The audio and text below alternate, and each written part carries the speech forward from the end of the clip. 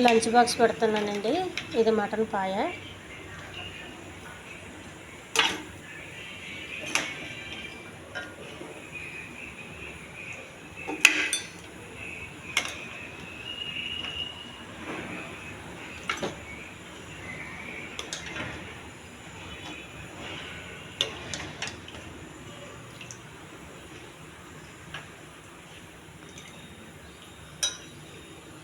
Rice అండి.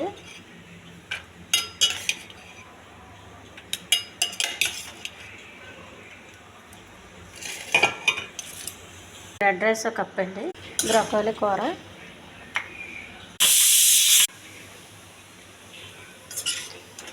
Broccoli కూర box అండి.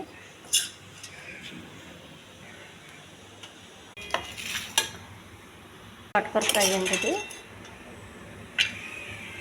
తోటకూర ఫ్రై కప్పు. తాలింపు చేసిన బఠానీ అండి. ఇది తాలింపు బఠానీ చాలా బాగుందండి.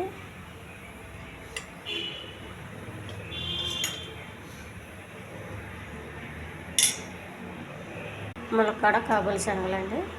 లంచ్ బాక్స్ అండి. ఈ ఛానల్ నచ్చితే సబ్స్క్రైబ్ చేయండి, షేర్ చేయండి, లైక్ చేయండి, కామెంట్ చేయండి. పాయ అండి. ఈ పాయని మనం ఒకరోజు ఫ్రిడ్జ్లో పెట్టుకుని నిల్వ చేసి తింటే చాలా టేస్ట్గా ఉంటుందండి.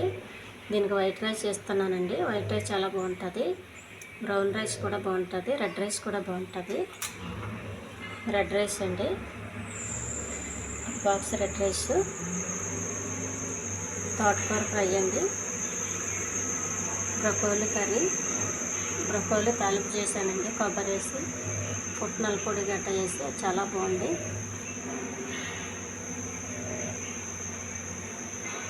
ములక్కాడ కాబూలి శనగలండి. చాలా టేస్ట్గా ఉంది. బఠానీ తాలింపు. చాలా హెల్దీ ఫుడ్ అండి ఇది. ఈ పాయని దోశ పొల్లం దోశకి చాలా బాగుంటుందండి. వైట్ రైస్కి బాగుంటుంది. మిగతా రైసులకి కొంచెం పర్వాలేదు.